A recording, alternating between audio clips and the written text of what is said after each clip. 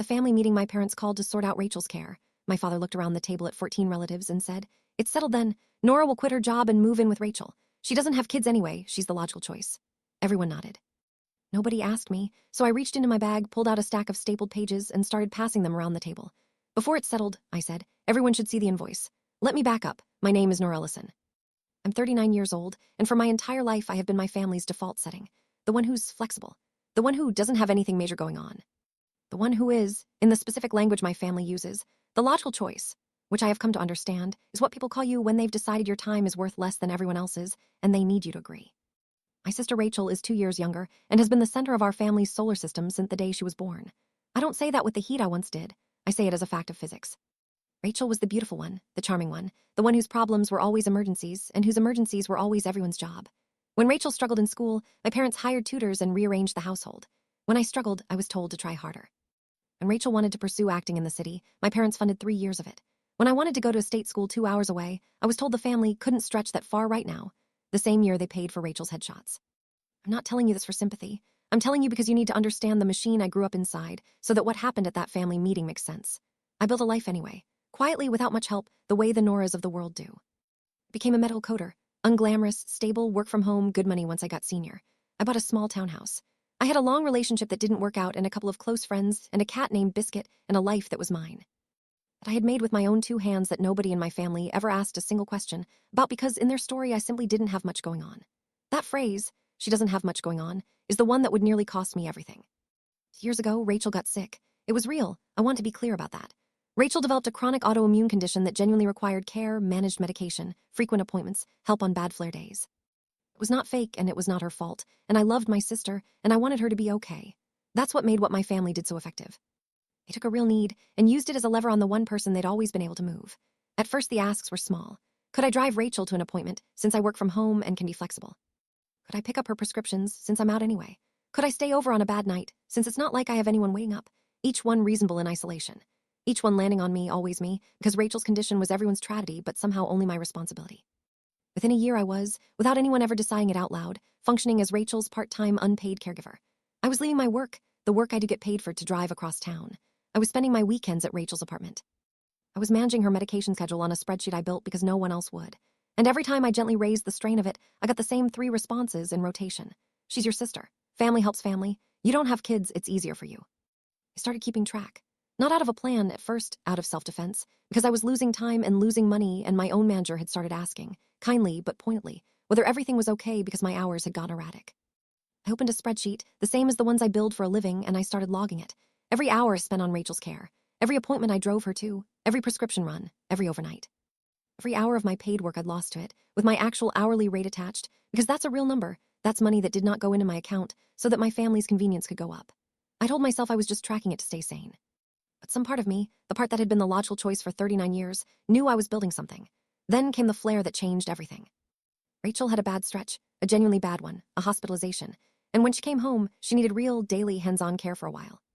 And my parents, instead of doing what functional families do, pooling resources, hiring a home health aide, rotating the load across 14 able-bodied relatives, called a family meeting to sort out Rachel's care. At my parents' house, 14 people. I want to describe the meeting to you exactly because it's the clearest picture of my family I've ever been given. They'd already decided. I understood that the moment I walked in. The chairs were arranged, the mood was set, and there was a specific empty seat that everyone kept glancing at like it had my name on it, because it did. My father ran it like a board meeting. He laid out Rachel's needs. He noted gravely that professional care adds up. He noted that the family needs to protect its resources. And then he arrived, with the inevitability of a man who has never once been told no by this room, at the solution. "It's settled then," he said. "Nora will quit her job and move in with Rachel. She works from home so she can pick that back up later. She doesn't have kids anyway. She's the logical choice." And 14 people nodded. My mother nodded. My aunt nodded. My cousin, who is a stay-at-home parent by choice and whose own comfortable life has never once been volunteered for anything, nodded the hardest. Rachel, and this is the part that hurt most, Rachel looked at me from the couch with a small, expectant, entitled sadness and said, "I'd feel safest with you, Nano," using the baby name she deploys exactly when she wants something. Nobody asked me. That's the sentence that rang in my head. In a room of 14 people deciding that I would quit my career and dissolve my entire independent life to become an unpaid, live-in nurse, nobody asked me. They informed me. Because informing the logical choice is not a negotiation, it's a scheduling update. For one long moment, the old Nora almost said yes.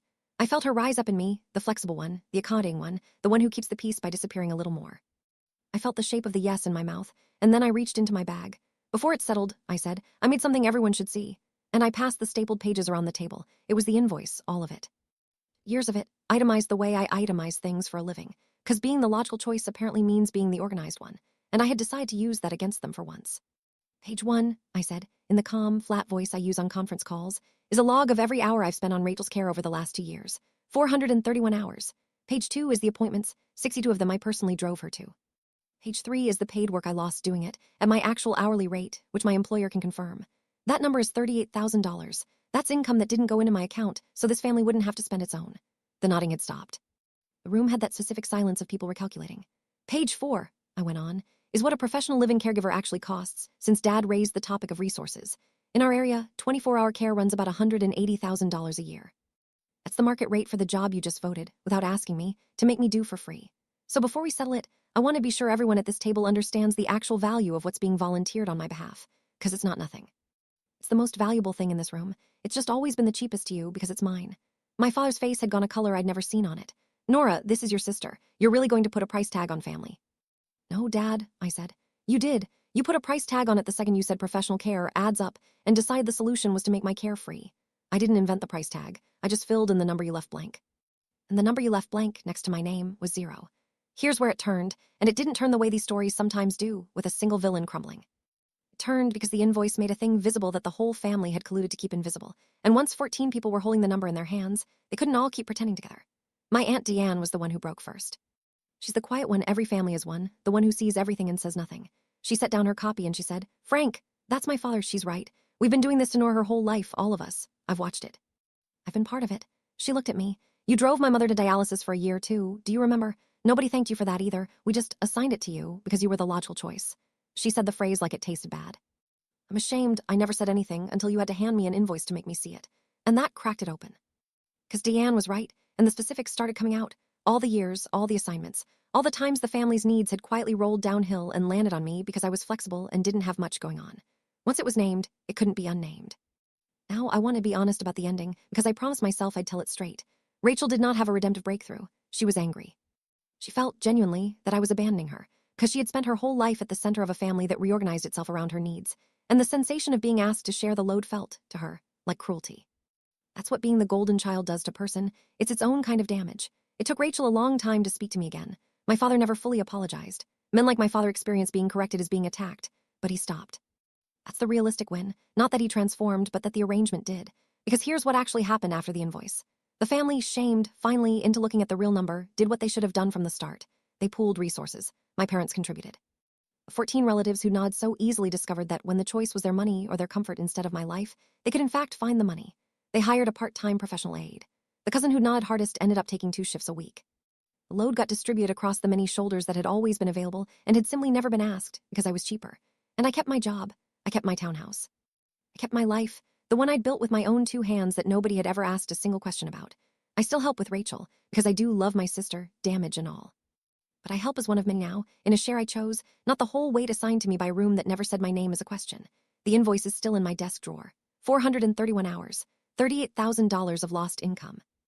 $180,000 a year in unpaid labor they tried to volunteer me for without a vote. I didn't pass it around to get paid. I never expected a check, and I never got one. I passed it around because there is one thing a family like mine cannot survive, and it isn't anger, and it isn't tears. I tried both for 39 years, and they slid right off. It's a number. Clean, itemized, undeniable number that turns she's flexible into here is exactly what her flexibility has cost her. They'd always called me the logical choice, so I gave them some logic. It turns out I was very good at it.